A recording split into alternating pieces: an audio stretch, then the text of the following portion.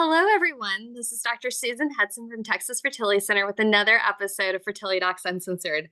I am here with my stunning, spectacular co-host, Dr. Eblen from Nashville Fertility Center, Hey, everybody. and Dr. Carrie Bedient from Fertility Center of Las Vegas. Hey, how's it going? Doing good, and we are so excited to have a guest today. We have Jessica Bell Vanderwall, who has a history of also being a fertility patient and also is the CEO of a company called Frame. So we're going to learn all about that today. But when we were getting ready for this episode, we were talking to Jessica about kind of some of the things that make her tick. And she has a very adventurous side to her. Yeah. Yes. Yes. It's so great to be here. Thank you again for having me. And to your comment, it's funny. I grew up in a house. My dad and my brother, we all love to ride roller coasters. My mother does not, but as a result, we're kind of adrenaline junkies. And I'll say my dad and I also have an itch for wanting to do big outdoors trips. And I think I'd mentioned to you all when I was 20, he and I went and climbed Mount Kilimanjaro together. And then about 5-6 years ago, I did Everest Base Camp, actually by myself with a group of people I hadn't met, but it was phenomenal. So those are my jam. I like to turn off all electronic devices and do exotic trips like that. I've also been known to jump out of a few planes too. So I love stuff like that to just get your heart pumping in some way, shape, or form. So how high is Kilimanjaro and how long did it take you to do that? That is impressive. And then you went to Everest Base Camp because I want to know about that too. Yeah, it's a wild series of trips, and it's interesting. They're very different hikes. So to your comment, Kilimanjaro's a really interesting mountain because it kind of comes out of nowhere in the middle of Africa. It's basically a standalone mountain. It's about 19,350 feet. So it is the tallest mountain on the continent. I actually want to go check my math after this to make sure. But I will say it kind of comes out of nowhere, and it's an interesting hike because a lot of it is kind of uphill walking until the very end. And then in the middle of the night, you do the last really long stint. And so you're basically just racing against altitude.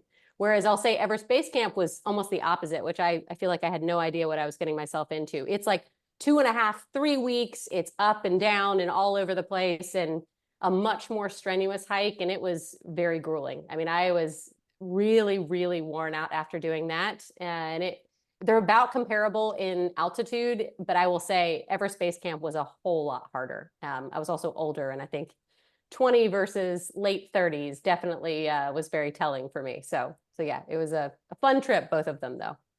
How do you prepare for one of those trips?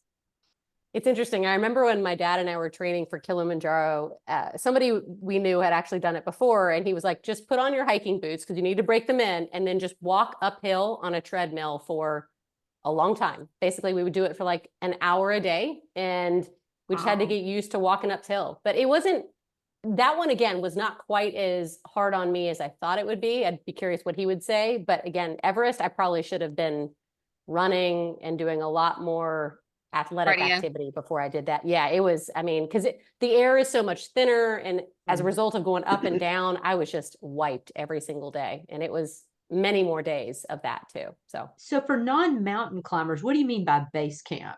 Like, is that like that's the interesting thing. It's basically like the lowest camp of all of the camps if you were to climb Everest. So like for people like me, like that's the highest I'm ever going to get to for sure. But for serious mountain climbers, that's their starting line, which is what's so wild because if you think about it, right? So it's about, 18, 19,000 feet. Another 10,000 feet later is Everest. And so you get to Everest Base Camp and you're feeling really good about yourself. And then you kind of turn around and you're like, oh, okay. Well, I guess other people go higher than this. So it's very fascinating, but it's like 9 or 10,000 feet at the top of base camp.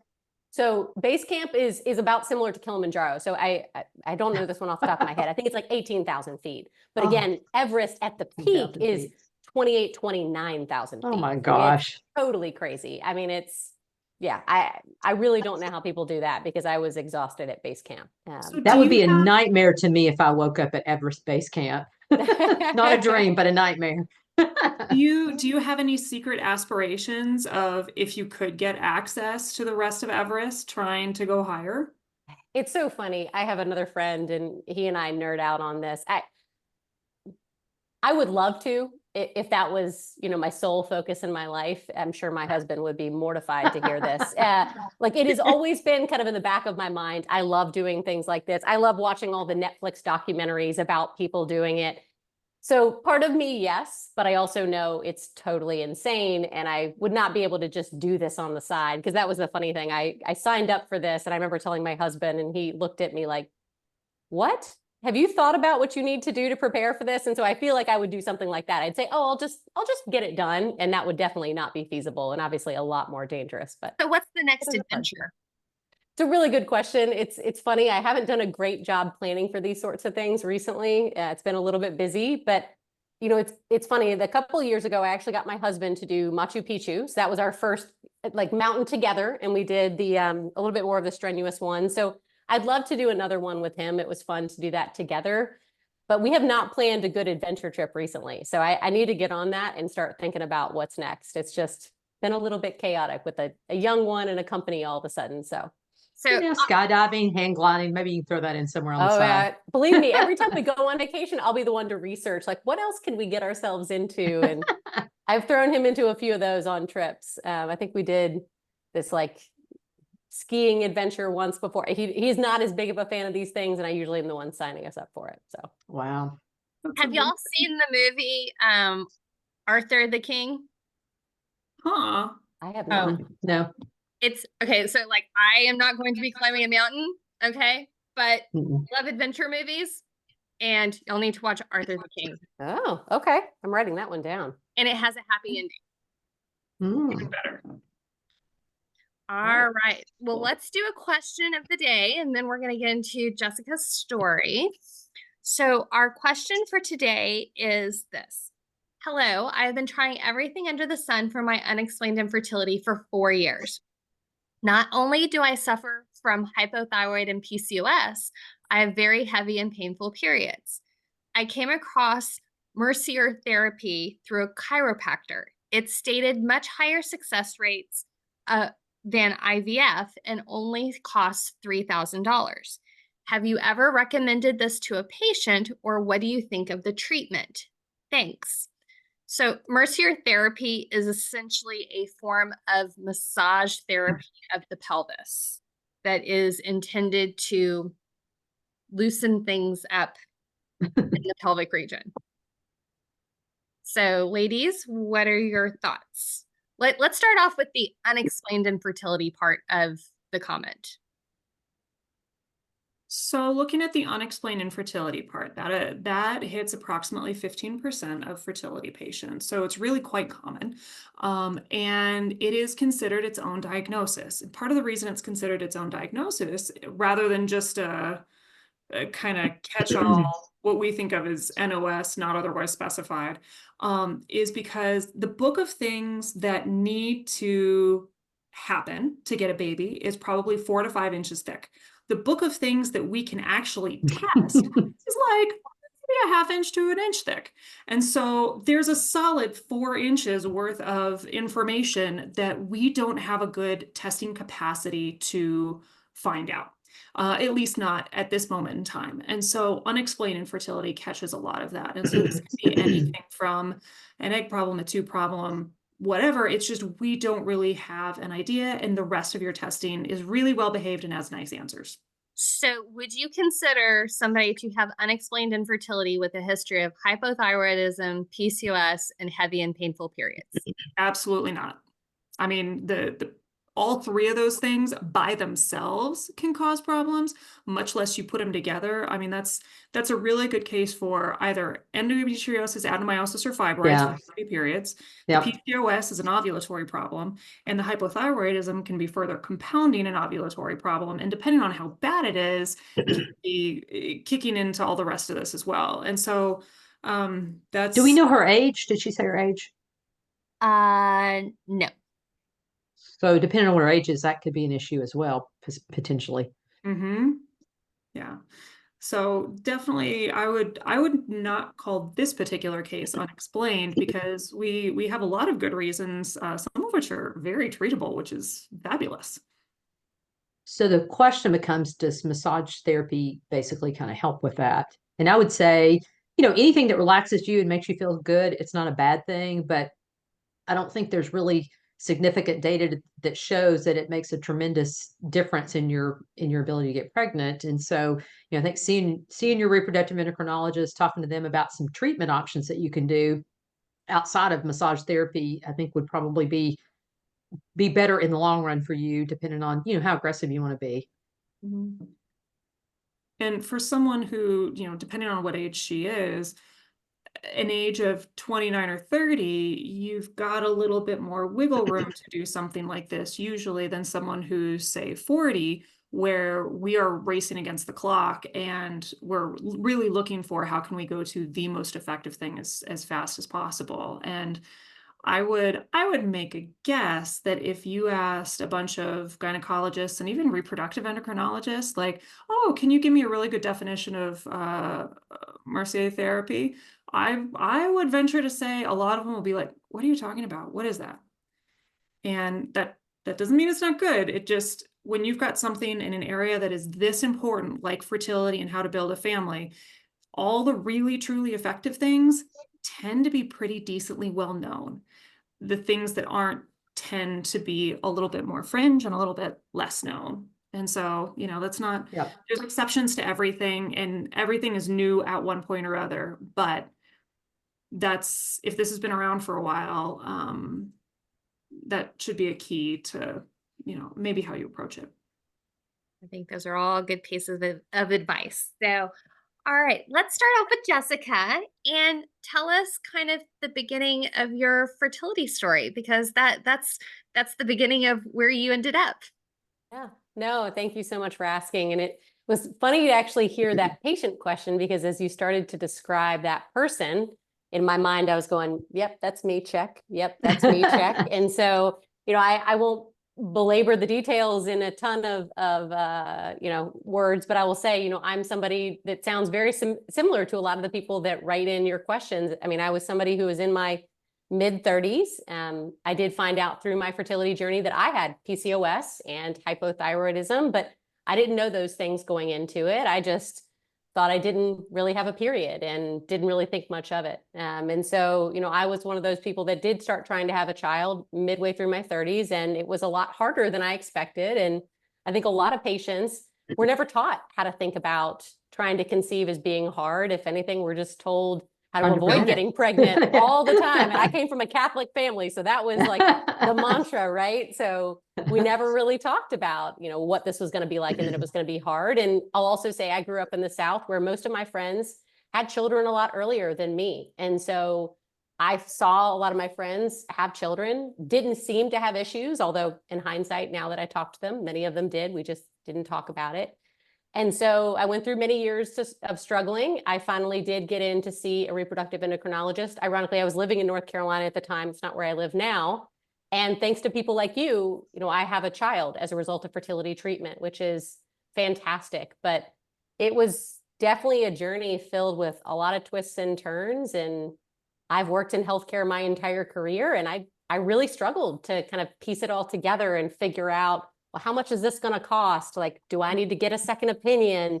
What's going on with my body? Like, what is happening? Should my partner be involved? Like, it was really tough to navigate myself, a lot harder than I thought. And I'll also say, I felt a lot of guilt and a lot of shame. I mean, this was, 6-7 years ago. And I'll say at that point in time, I didn't talk to any of my friends about this. I'm starting to see people talk more openly now, which I love. And one of the things I try to do is share my story to get others to talk, but I felt like it was my fault the whole time. I felt like it was something I did wrong, and somehow I got here as a result of something that was wrong with my body. So it was a tough journey, but again, obviously on the other side of it, which is incredible. What helped you see that it wasn't your fault, that helped you get over that guilt? Because I know that's something probably every one of our listeners has some similar feeling of, I did this, I'm afraid I did this. How did you see that this isn't a blame game?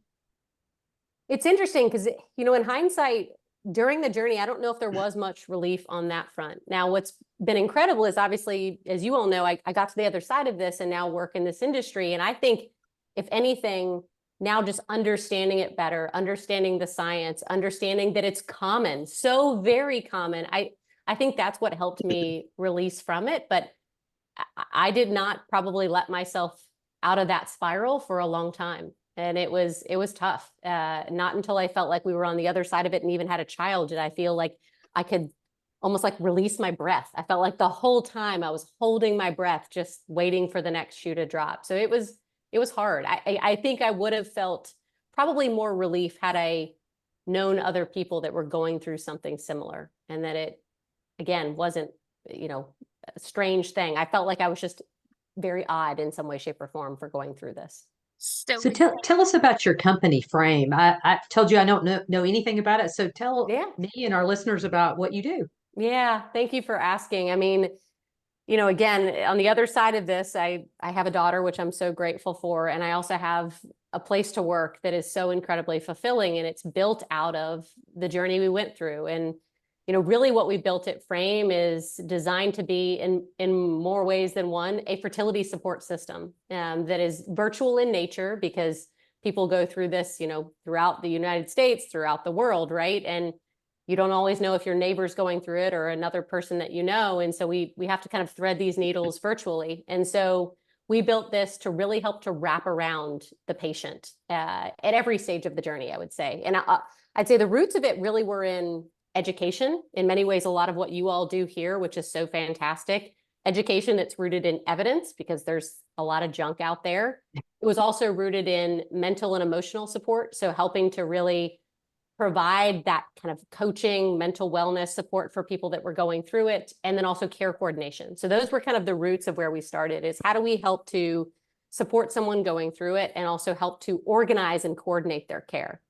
And then over time, what happened is we actually moved into providing virtual care and other kind of components of the journey, like nutritional counseling and even partner testing, so that we could also help to, in many ways, kind of help to fill some of the gaps in the journey as people are going through it, to understand, well, what's happening? I can't get in to see a reproductive endocrinologist for 4 months. What's happening to me? So how do we help to support people kind of in the middle of the journey more than anything else? Oh, wow. So what type of systems do you use to help bring this information and these services to people who are struggling with fertility challenges? Yeah. So we have an app. So if you were to go and sign up for Frame, there is a web-based application that you would actually get access to, has a ton of education in there, and we personalize it to your situation. So when you first start with Frame, you fill out a pretty robust intake, so we understand, well, what are your goals? Where are you in the journey, et cetera. You also get paired with a dedicated coach that's with you throughout the entire journey. And I would say, in many ways, that person is designed to be your advocate, to help you feel seen, to help you kind of work through, in many ways, I'll say, like the 9 p.m. spin that I so knew, like literally, I don't know what it was. Every 9 p.m. at night on my fertility journey, I would just be on my phone, like on social media, just going bananas, right? And that is a dark place when you're in your fertility journey. And so that person is there for you, and they're there for you both in a live format. They can be there for video and phone calls, but they can also be there asynchronously through messaging. And so I'll say the most active time of messaging between patients and their coach is about 8 or 9 p.m. at night, and we are there for you. And that person stays with you. It's a dedicated person. You know them by name, and so they stay with you. And then other kind of care and services are wrapped around you as needed. And so depending on your situation, we have other members of our care team that can play a role as well. So what is the background of that coach? So if a patient goes through and they get paired with a coach, who is that person? Like, how do they know what's happening?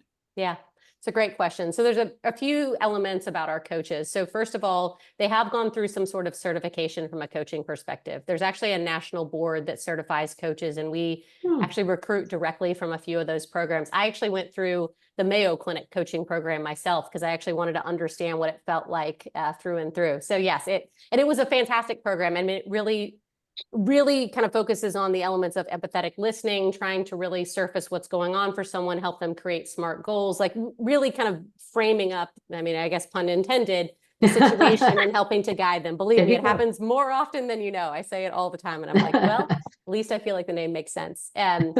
The other thing is these coaches typically come from a background of maybe social work or they're nutritionists, et cetera. They are not clinicians. And one of the reasons we don't assign people a coach that comes from a clinical background is we never want to bridge that gap of providing clinical care. It's more about Yeah. emotional support. And that's Yeah, a that's line great. we feel firm about.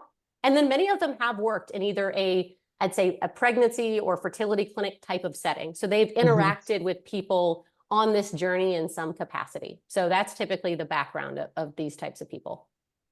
And many of them have gone through this too, I will say. Most people that work at Frame have had some sort of fertility experience. It's one of the probably main reasons people come to us is they feel very compelled after going through this experience to want to help another person in this. Yeah, it seems like it would be really hard for you to find, because if we lose an IVF nurse, if they move to another place, or it's really, really tough to replace them. And I would think it's hard to find people that have that background, but it sounds like you don't have that problem.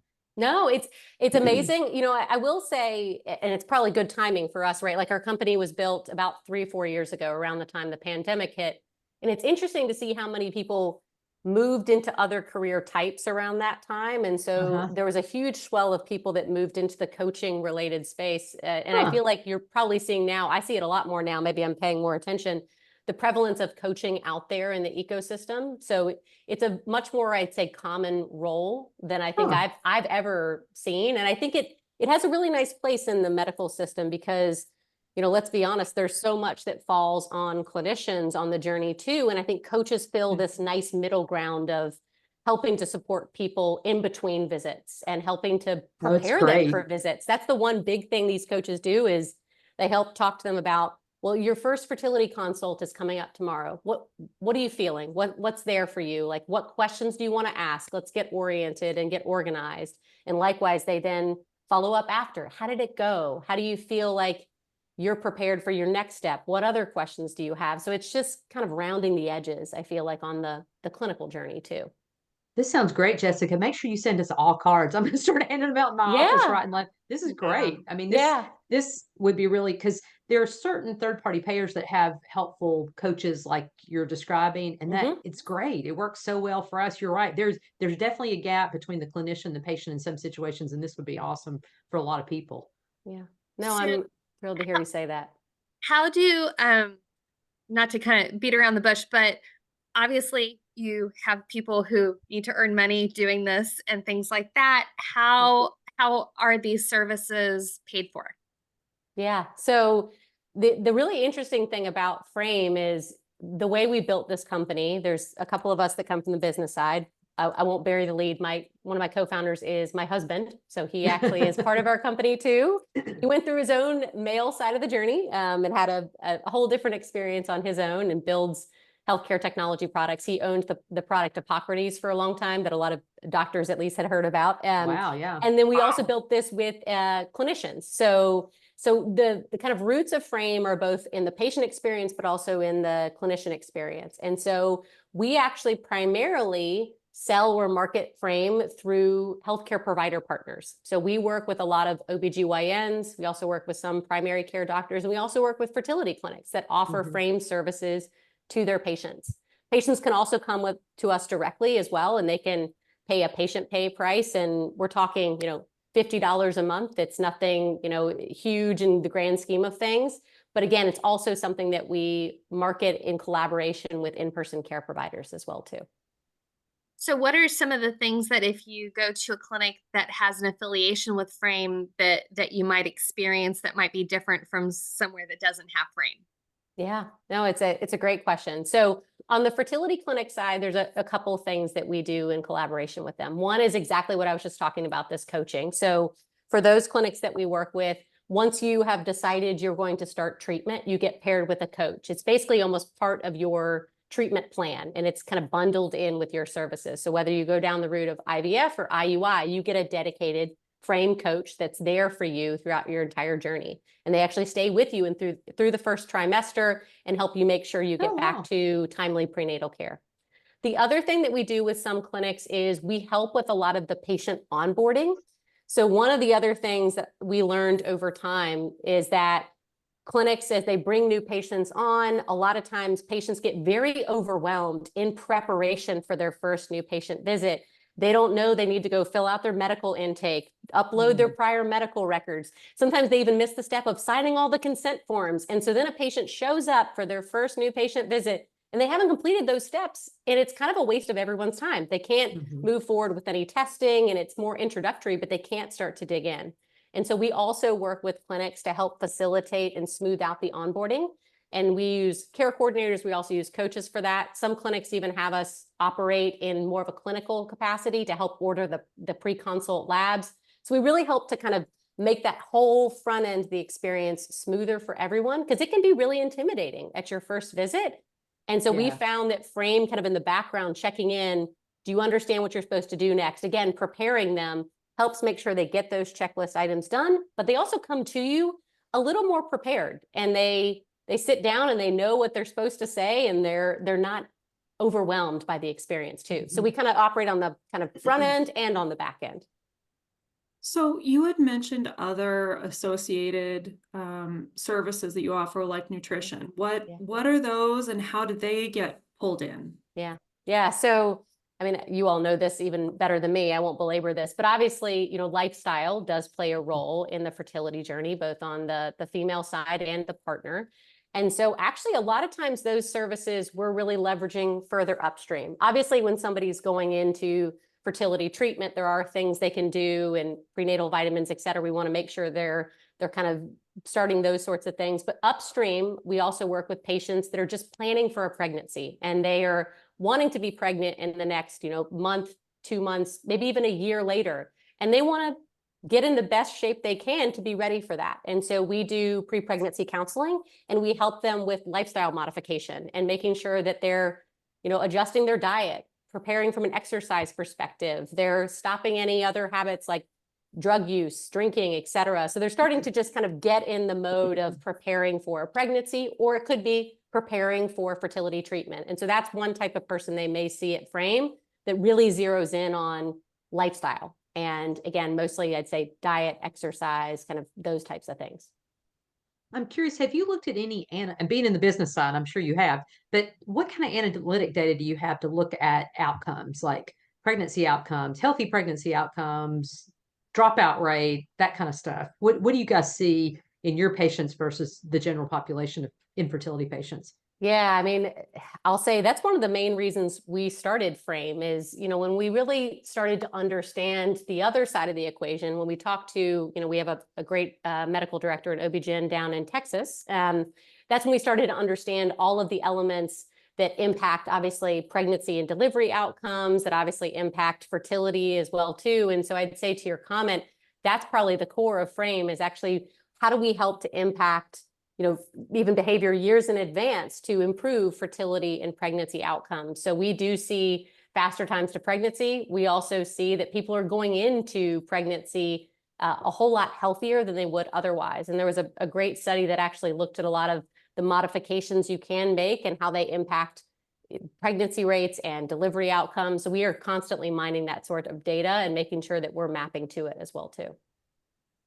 When patients access you and they're still with their OB-GYN, what kind of guidance do you give to them at that point as compared to when they're with the reproductive endocrinologist? Yeah, so when they're upstream with their OB-GYN, a lot of times it's when they haven't even started trying to conceive in any way, shape, or form, and maybe they're the beginning stages of that journey. So or they've been a lot trying, of times they don't realize they've been trying. Exactly. I was going to say it's that, or they're a month or two into trying and they're panicking. It's not working. Why is it not working? Yeah. And I'll say, like, 9 times out of 10, we just help them understand how to track ovulation. Like, a lot of times that's the root of what's going on. And I'll say, first and foremost, like, I had no clue how to track ovulation. I thought I did, but you know, I was definitely not doing it the right way. So a lot of times upstream, that's what we're focusing on, is more the basics, like how to get ready, how to make sure you're tracking ovulation right. And then honestly, how to talk to your partner. Like, how do you make sure that your partner's on the same page? How do you make sure that his health is as optimal as possible? Because that is obviously, as you well know, a lot of the equation here. And you've got to bring your partner along too. And so that's a lot of the types of counseling that we're doing upstream. And then when you obviously get closer into fertility treatment, that's when we're really more just kind of preparing for the process, because then it becomes more of an emotional and a mental game. Again, that was really where I struggled. And I think you asked Abby, I should have mentioned this. The other big thing we see with frame patients is far lower levels of dropout, especially after a first failure. That's a lot of where patients really struggle. And Yeah. I think after that first failure, you don't know any better. And so you want to pull yourself back. And we see significantly higher retention rates with frame involved, because it's hard. It's mental. Well, that makes a huge difference in terms of fertility. I mean, and some of them are small hurdles, like maybe it's an IUI and you weren't the 10% that got pregnant, but for Totally. some people that's just huge. And Yeah. so I always tell patients, if you can just keep moving forward, just keep, even though we keep giving you bad news, just keep moving forward. Eventually, the majority of those people are probably going to be pregnant, but it's Right. just a lot of people give up too soon. Yeah. Yeah. We see that same thing with if you're transitioning from IUI to IVF, because IUI didn't work. A lot of patients really struggle to get over that hump of, well, why is this going to be any better? I've been really struggling so far. So yeah, absolutely. What do you wish you would have known in your personal fertility journey, other than using something like frame? Because it was funny, because when we started this conversation, I was going to ask this question, but I think you answered it. You created a company to fill that gap. But is there anything else you would like our listeners to know that you learned through your fertility journey that you don't think that maybe frame captures quite yet? Yeah. I mean, it's a great question. I think the biggest thing I would have just loved to have told myself is to be my own advocate. I think a lot of times I felt silly for asking a question, or stupid for asking a question. And again, it's so funny because I've worked in healthcare. They weren't silly questions, but I just felt like, obviously I don't know something. It's something that I just haven't figured out. And I think, we obviously try to help patients be their own advocate, but we can't sit there next to them in the doctor's office. And so I'd love for patients to just feel not intimidated by the experience, because it is overwhelming and it is very intimidating, but there are no dumb questions. Like there just aren't, right? You are justified to feel however you feel in the experience. Right. And I would love to be able to hold more patients' hands physically, but we'll settle for virtually up until then. We'll do the best we can. So. That's such a wonderful service for patients as they are going through, and as you said, getting overwhelmed, and having an extra person by their side. I mean, I advocate to most of my patients, if I could issue everyone a therapist on their way through the door, the very first time, that would be really helpful. And you guys are kind of providing that as is to help get people through. That's wonderful. So I have a quick question, Jessica. Because I'm looking right now on the app, trying to find your app. What should I look for on the App Store to find your app? Because there's a lot of different frame. Well, it's a great question. So it's actually not a native app. It is a web-based application. Oh, deliberately, okay. Good to know. because it's a great question. That was a dumb question, and I just asked it. Not a dumb question. There are two types of apps. It's a term that's used obviously very flippantly, and it probably always infers one thing when it could be another. So it's a web-based application. So it's something that you would basically use in a browser very easily. When we move to messaging, it actually then prompts you to use an app if you want to, but otherwise you don't have to. You can continue using the web-based version, but it's a web-based application. So you have to log on either on your mobile phone or on a web browser. Very good. Very good. Well, I think this has been so insightful. It's great to know that we have this amazing resource for our patients, our future patients. And I just can't thank you enough for, I mean, honestly, personally, surviving your struggles and sticking with it. Yeah. And you putting that energy into creating such an amazing support network. Well, thank you. It is a true joy to be on so many other patients' journeys as a result. I mean, it's the most incredible work, and we also get to work with amazing physicians like you. So it has been truly fulfilling too. So likewise, thank you for also bringing so much education to patients. I wish I would have listened to this podcast when I was going through what I was as well. That's awesome. We've been around for about 4.5 years now, so we weren't around when you were originally going through, but we are, I think what the reason why we started this was to get great information to people who are struggling, and I think that's exactly what drove your heart to do the same Yeah. thing. Mhm. All right. Well, to our audience, thank you for listening, and be sure to tune in next week for more. And also be sure to subscribe and leave us a review in Apple Podcasts. Would love to hear from you. We're on Instagram, Facebook, YouTube. Subscribe and follow us and stay updated on all things fertility. You can also visit fertilitydocsuncensored.com to submit specific questions you have about infertility. All questions will be answered on the podcast anonymously on our Ask the Doc segment, so don't hold back. We love episode ideas, so let us know what you're thinking and what you want to hear. And as always, this podcast is intended for entertainment. It's not a substitute for medical advice from your own physician. All right. We'll talk with you soon. Bye. Bye. Bye.